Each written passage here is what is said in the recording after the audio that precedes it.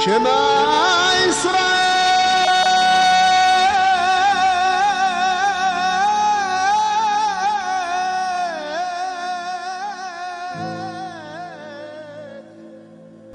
shalom, soyez bénis, j'espère que vous allez bien. Moi je vais bien par la grâce de Dieu. Je continue de courir avec la vision de révéler au peuple de Dieu que nous sommes nos racines hébraïques. C'est très important parce que nous devons savoir que nous avons des racines et c'est ces racines qui nous portent afin que nous puissions porter les fruits que chacun de nous espérons porter. Donc, je continue de courir avec la vision et je bénis l'Éternel qui nous a permis de faire Rosh Hashanah ensemble. Rosh Hashanah où nous avons couronné Jésus-Christ, roi sur cette année 5783, selon le calendrier de Dieu. Et après, nous avons continué avec Yom Kippour, où là, par l'esprit de grâce et de supplication, nous avons imploré l'Éternel, notre Père, pour sa miséricorde. Je crois et j'ose croire que chacun de nous a été repositionné dans le calendrier de son Père céleste. En effet, le livre de Lévitique 23, chapitre 23, nous montre que l'Éternel dit « Voici mes fêtes, voici moi mes fêtes ». Bien-aimés, c'est vrai, nous avons la liberté de nous donner beaucoup de fêtes, mais pour ce qui est du spirituel, ayons l'humilité d'entendre la voix de Dieu qui dit « Voici moi mes fêtes ». Alléluia. C'est vraiment une humilité parce que l'orgueil nous pousserait à dire les fêtes que nous instituons sont les plus importantes. Je voudrais vraiment que nous comprenions que ces fêtes, comme je l'ai dit à Rosh Hashanah, sont des temps d'alliance, sont des temps où le temps de Dieu vient et s'impose au temps des hommes. Chacun de nous a besoin que le facteur temps soit impliqué dans sa marche afin que nous ne soyons pas un peuple qui est soumis au temps des hommes, un peuple qui va selon le temps que les hommes lui imposent, mais un peuple qui sait se positionner dans le temps de Dieu. Alors je bénis encore cette occasion que Dieu me donne de pouvoir encore introduire par la grâce de Dieu cette troisième fête de cette série de 3 fêtes. Sur 3 semaines, il y a eu donc Rosh Hashanah, Yom Kippour et nous entrons maintenant dans Sukkot. Sukkot qui veut dire en hébreu tente au pluriel, et je voudrais lire un passage qui nous montre que cette fête aussi est répertoriée dans la parole de Dieu et Jésus-Christ a donné un puissant message lors de cette fête. Mais nous aurons le temps d'y revenir parce que cette fête se déroule sur 8 jours. Donc aujourd'hui, par la grâce de Dieu, je vais introduire et après avoir introduit, nous aurons aussi par la grâce de Dieu, pendant ces 8 jours, nous aurons des messages qui nous permettront de pouvoir rester dans la dynamique de cette fête. Et le 8e jour, nous clôturerons avec ce que Jésus-Christ a voulu que nous comprenions concernant ces fêtes. Alléluia. Et donc, dans le livre de Jean au chapitre 7, nous avons Jésus-Christ qui va aussi à cette fête. Il est dit, après cela, Jean chapitre 7, verset 1, après cela, Jésus parcourait la Galilée, car il ne voulait pas séjourner en Judée, parce que les Juifs cherchaient à le faire mourir. Au verset 2, or à la fête des Juifs, la fête des tabernacles, la fête des Juifs, la fête des tabernacles était proche. Bien-aimé, c'est ça la fête des tabernacles qui est Sukkot. Quelqu'un me dira, on dit la fête des Juifs. Jésus était juif. Jésus a honoré tout l'agenda juif de son Père. Et toi et moi aujourd'hui, nous sommes chrétiens parce que justement, ce sont nos racines. Et donc, dans ce temps de Sukkot, qu'est-ce que Dieu voudrait nous dire?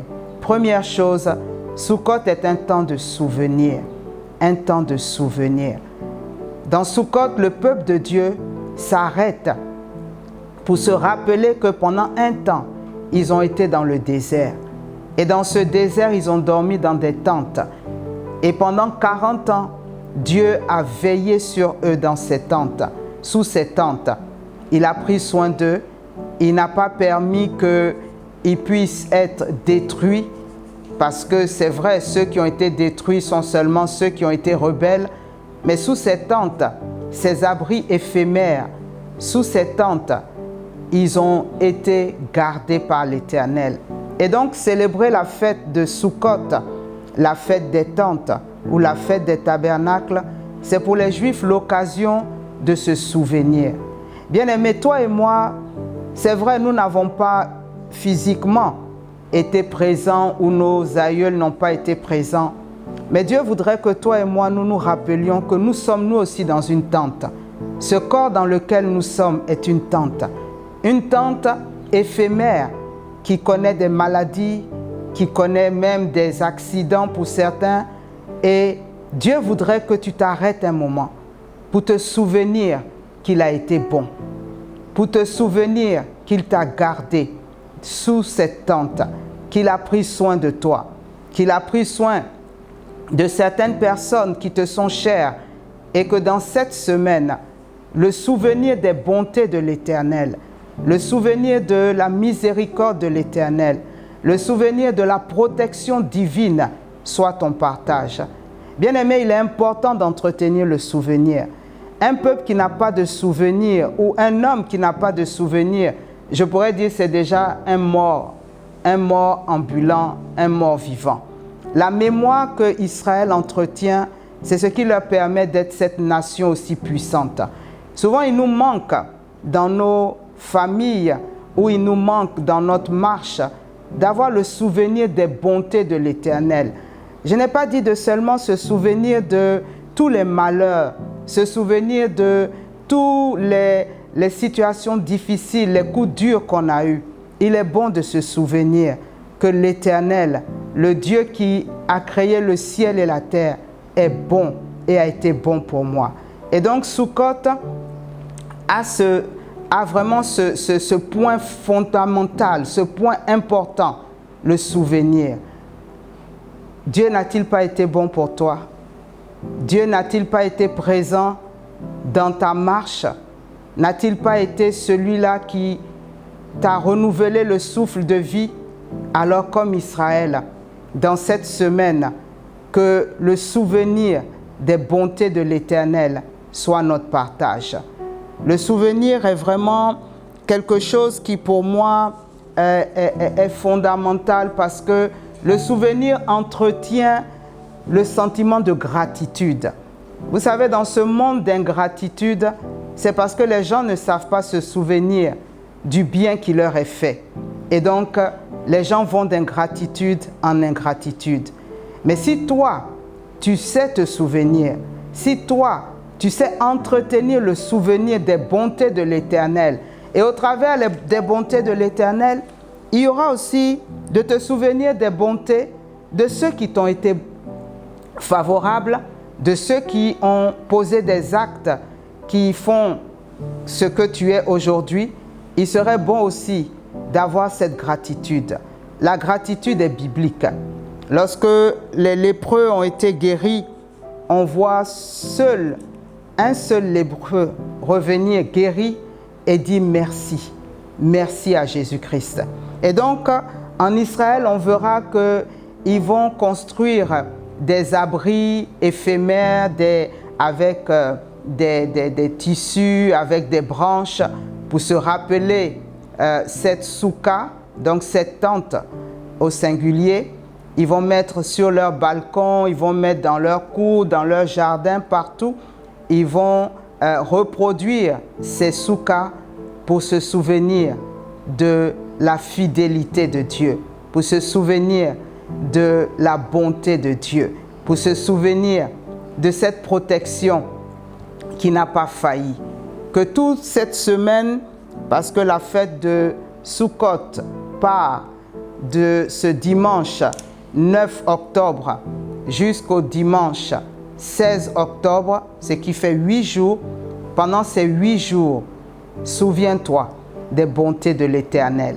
c'est déjà un des premiers points importants de cette fête. C'est un point important. Alléluia. Et pendant que tu te souviendras des bontés de l'Éternel, l'Éternel nous donnera d'approfondir encore ce qu'il veut que nous puissions retenir de cette fête. Bien-aimés, cette fête est tellement importante que dans le millénaire, quand Jésus reviendra, pour ceux qui connaissent la parole de Dieu, la Bible nous parle dans le livre de Zacharie, au chapitre 14, la Bible nous parle de la fête des tabernacles. Et la Bible nous dit quelque chose d'important. Quelque chose qui, en plus du souvenir, les Juifs vont demander la pluie pendant toute cette semaine. Ils vont se souvenir, mais ils vont demander la pluie. Que la pluie vienne sur leur terre. Tout le monde, ou pour ceux qui ne le savent pas, Israël est un désert que Dieu a fait reverdir. Et donc, ils ont besoin de la pluie. Et donc, pendant ces 8 jours, en même temps qu'ils vont se rappeler des bontés de Dieu, ils vont lui demander la pluie. Je pourrais dire, c'est comme si je me rappelle, Seigneur, tu as été bon, tu m'as apporté la pluie. Tel jour, j'étais bloqué, j'avais besoin de nourriture. Ta bonté a été comme la pluie bienfaisante qui m'a permis d'avoir de la nourriture. J'avais besoin d'être guéri dans tel domaine. Ta bonté s'est manifestée par la pluie qui est venue m'apporter la guérison. J'avais besoin d'un déblocage, j'avais besoin de finances. Ta pluie est venue. Et donc, les deux vont ensemble se rappeler des bontés de Dieu et demander que la pluie vienne sur ma vie. Que ma vie ne soit pas dans une sécheresse telle que je ne vois pas l'abondance de Dieu. Bien-aimé, la pluie est une bénédiction. La pluie est un signe de bénédiction. Lorsque un endroit est désertique ou lorsqu'une vie est totalement désertique, lorsqu'une vie est totalement dans une sécheresse qui ne s'arrête pas, il faut se poser les questions. Il y a une manifestation insidieuse, cachée, d'une malédiction ou d'un blocage ou d'un jugement, comme je l'ai dit à Yom Kippour, qui exigerait que l'on se repositionne dans l'amour de Dieu pour que la pluie ne nous manque pas. Et donc, dans le livre de Zacharie, au chapitre 14 plutôt, que tu pourras lire, tu verras que cette fête des tabernacles, cette fête de Sukkot, le Seigneur en parle et il la relie à la pluie.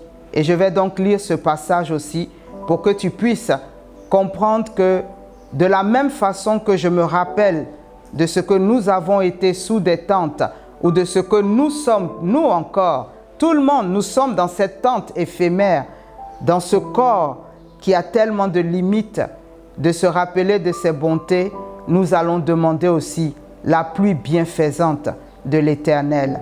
Et je vais donc lire ce passage qui dit dans le livre de Zacharie au chapitre 14, à partir du verset 16, il est dit « Tous ceux qui resteront de toutes les nations venus contre Jérusalem monteront chaque année pour adorer le roi, l'Éternel des armées, et pour célébrer la fête des tabernacles. » Il est dit au verset 17, « S'il y a des familles de la terre qui ne montent pas à Jérusalem pour adorer le roi, l'Éternel des armées, regarde bien ce qu'il est dit, la pluie ne tombera pas sur elle.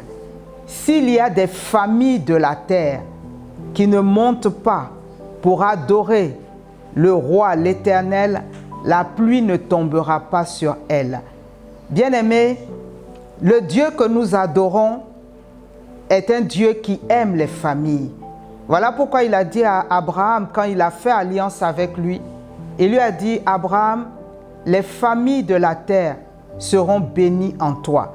Les familles de la terre recevront la bénédiction que je t'ai donnée si ces familles adorent le même Dieu que toi, tu es en train d'adorer. Et donc Dieu nous dit, famille, toi qui m'écoutes, pour toi-même, pour ta famille. Les familles de la terre qui ne monteront pas à Jérusalem pour célébrer la fête des tabernacles, la pluie ne viendra pas sur cette famille. Tu me diras, mais moi je suis en Côte d'Ivoire, ou bien je suis aux États-Unis, ou bien je suis en Europe, d'où que tu me regardes. Tu me diras, mais moi comment puis-je monter? David nous a dit, celui qui peut monter à la montagne de l'Éternel spirituellement, c'est celui qui a un cœur pur, celui qui est dans cette dimension d'innocence spirituelle et qui sache reconnaître que, où que je sois, si j'invoque le Dieu puissant des Hébreux au nom de Jésus-Christ, je suis dans cette dimension de montagne spirituelle. Et donc, d'où que tu sois, il faudrait que dans cette semaine de Sukkot, tu saches aussi invoquer ce Dieu-là, ce Dieu d'Israël, pour toi et pour ta famille, afin que la pluie ne vous manque pas, afin que la pluie ne nous manque pas. Alléluia. Voilà pourquoi vraiment Israël est un peuple à part. Israël sera toujours pour moi un modèle que j'admire et que j'admirerai tous les jours. Regardez cette nation, s'est arrêtée pendant une journée pour se repentir, pour faire ce que l'on appelle la Teshuvah, qui veut dire retourner à l'Éternel. Mais retourner à l'Éternel, merci Saint-Esprit que j'insiste dessus, retourner à l'Éternel par rapport à son identité. Bien-aimé, c'est très important. On retourne à l'Éternel par rapport à qui on est, par rapport à ce qu'on a failli, par rapport à notre identité. Et donc Israël retourne à l'Éternel par rapport à ce que, en tant que fils premier-né de l'Éternel, dans leur identité, ayant failli dans certains domaines de leur vie, étant des humains, ils viennent faire Teshuvah. Ils viennent dire, Seigneur, tu es notre Père, pardonne-nous. Toi dont les compassions sont grandes, toi qui ne peux pas retenir à jamais ta colère, pardonne-nous et fais-nous grâce. Et donc, en faisant cette Teshuvah, le Père, comme le Père du Fils prodigue, regarde ses enfants émus de compassion et leur donne encore un nouveau départ. Et donc, Israël est ce peuple aussi qui sait s'arrêter pour rechercher les bénédictions de l'Éternel. Bien-aimés, dans nos pays, combien de fois peut-on entendre des autorités les plus élevées s'arrêter avec tout le peuple pour dire « demandons la faveur de Dieu, demandons la grâce de Dieu ». J'espère qu'un jour, cela arrivera dans plusieurs nations comme dans notre nation, parce que c'est important quand les autorités savent implorer la miséricorde de Dieu, quand les autorités savent implorer la grâce de Dieu, afin qu'elle coule sur tout le pays. Et je crois que Dieu le fera aussi. Parce que quand Dieu dit à Abraham, les familles seront bénies en toi, il dit aussi les nations. Et je prie pour ce jour où notre nation, dans une alliance efficace, dans une alliance véritable, profonde avec Israël, saura aussi s'identifier et imiter Israël pour s'arrêter ne serait-ce qu'une fois dans ce temps de Sukkot pour demander la bénédiction de l'Éternel, la bénédiction qui n'est suivie d'aucun chagrin, pour demander la pluie de l'Éternel sur le peuple et sur la nation. Et je sais que le Seigneur le fera. Et ce qui serait merveilleux, c'est que cela se passe dans la semaine de Sukkot. Oui, parce que il est important de savoir respecter les temps de Dieu. Vous savez, aujourd'hui, la liberté que Dieu nous a donnée fait qu'on s'octroie le droit de vouloir se créer soi-même son calendrier de fête. Bien-aimé, Sukkot se situe dans le 7e mois du calendrier de Dieu, qui est le mois de Tishri.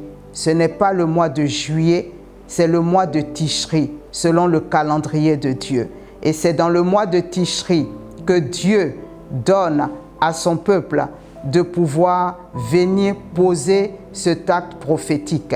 Si nous voulons respecter cette alliance des temps, sachons honorer le calendrier de Dieu. Je ne rejette pas le calendrier grégorien. Pour ceux qui me connaissent, qui m'écoutent depuis des années, je crois que ce calendrier grégorien a sa place. Mais pour ma vie spirituelle, bien-aimé, depuis plus d'une vingtaine d'années, pour ma vie spirituelle, je sais mettre le calendrier hébraïque à sa place.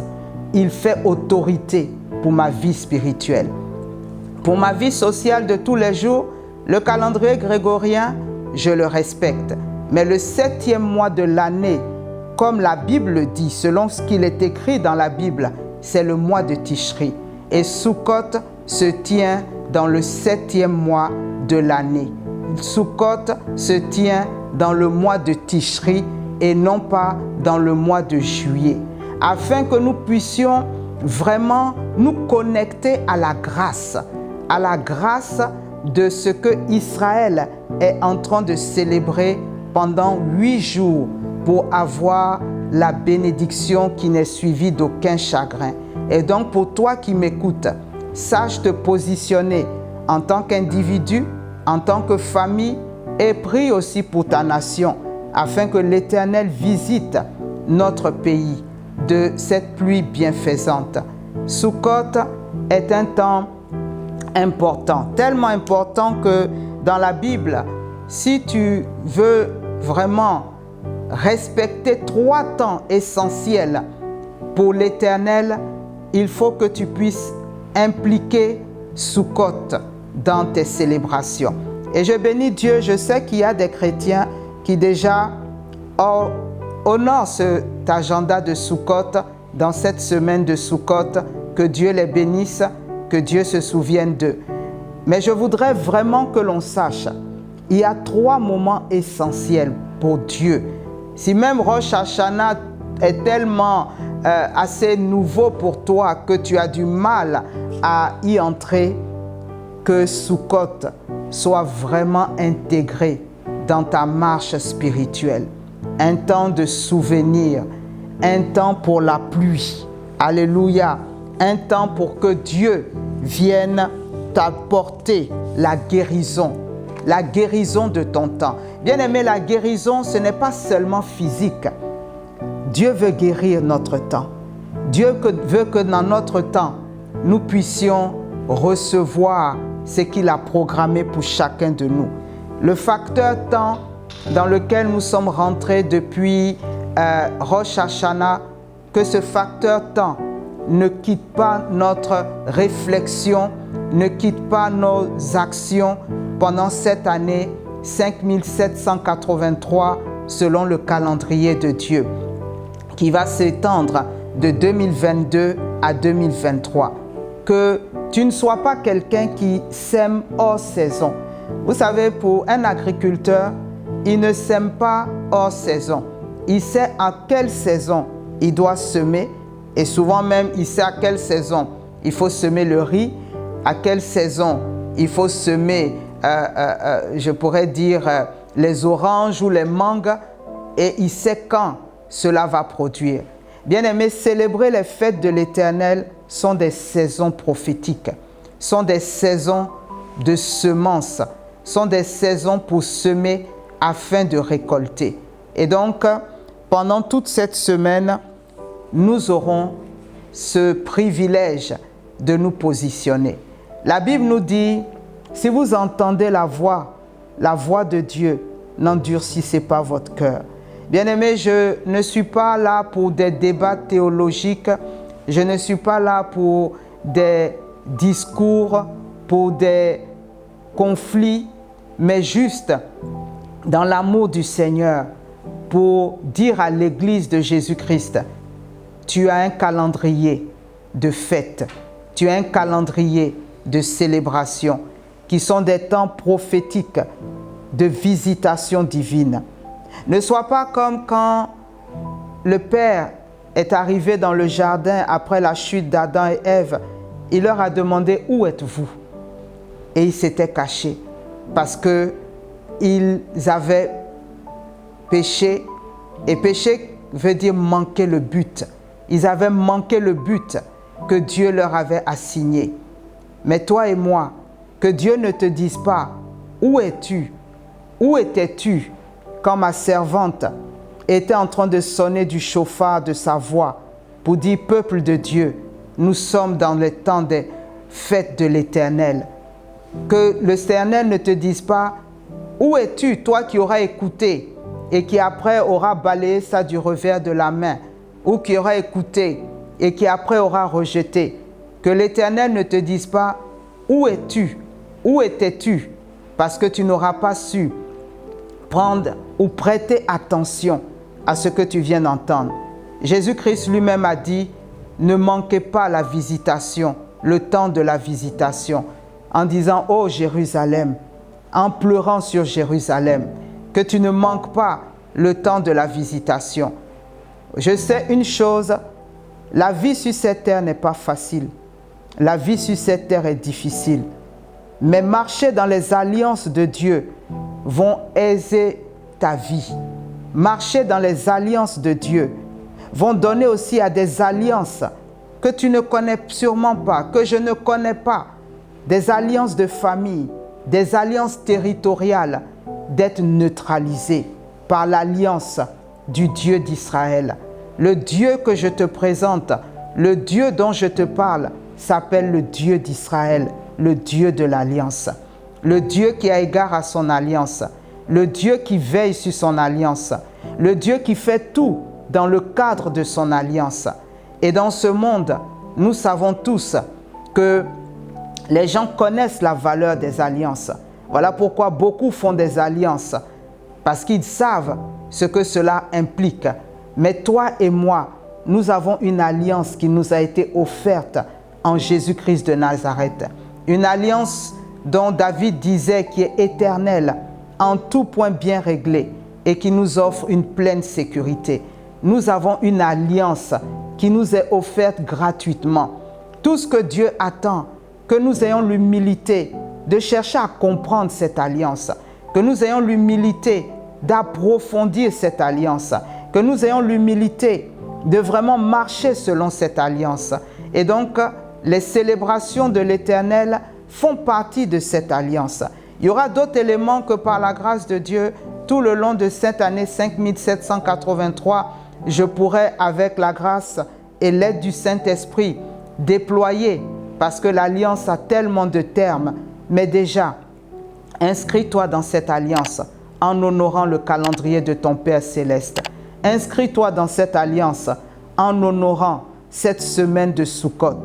Tu iras au travail, tu vas aller au marché, tu vas être à la maison en train de faire ton ménage, en train de faire ta cuisine. Souviens-toi et dis, oh Seigneur, merci. Je me souviens quand tel enfant est tombé, si tu n'avais pas été là. Oh Seigneur, merci. Je me souviens quand l'argent a manqué dans la maison, si tu n'avais pas agi. Oh Seigneur, merci. Je me souviens quand le propriétaire s'est présenté, si tu n'étais pas là. Oh Seigneur, merci. Et en même temps que tu te souviens, tu dis, Seigneur, continue d'apporter la pluie sur ma famille. Continue d'apporter la bénédiction dans ma maison. Souviens-toi que cette semaine n'est pas une semaine ordinaire. Elle sera pour ceux qui seront ignorants. Elle sera pour ceux qui la rejetteront. Mais pour toi qui m'écoutes, que cette semaine soit une semaine exceptionnelle. Que cette semaine, ces 8 jours, 8 c'est le chiffre d'un nouveau départ. Que ces 8 jours soient un temps d'alliance pour un nouveau départ. Je crois que l'Éternel te visitera, il visitera ta famille. Que ces 8 jours soient un temps prophétique où des nouvelles révélations vont être communiquées. 8 jours où une nouvelle dynamique de l'esprit va être communiquée. 8 jours où tu vas encore recevoir la force de l'Éternel pour continuer de courir dans ta destinée. Parce que bien aimé, la destinée, souvent il faut savoir courir. Il faut courir avec la destinée que Dieu t'a donnée. Voilà pourquoi Paul dit, j'ai couru ma course. Moi je cours ma course avec cette vision de te révéler qui est le Dieu d'Israël, de te révéler son alliance. Je cours avec cette vision que toi aussi Dieu te donne la force de courir dans ta destinée avec le secret de cette alliance, la compréhension de cette alliance, la joie de savoir que tu ne marches pas dans ce monde sans alliance, mais que tu as une alliance éternelle qui a été conclue, signée avec le sang de Jésus-Christ, pas avec le sang d'un animal, pas avec le sang d'un humain, mais avec le sang de Jésus-Christ de Nazareth. Que Dieu te bénisse. Shalom, shalom, et à très bientôt. Comme je l'ai dit, toute cette semaine, tu auras des audios qui vont te permettre d'entretenir vraiment la grâce de te positionner dans ce temps d'alliance. Toute cette semaine, ne manque pas ces audios, et par la grâce de Dieu, le dimanche 16 octobre, nous conclurons ces 3 semaines de fête de l'Alliance. Shalom, shalom, Kadima, alléluia, chez toi là-bas et dans ta famille, que la pluie de l'Éternel ne vous manque pas au nom de Jésus-Christ. Amen.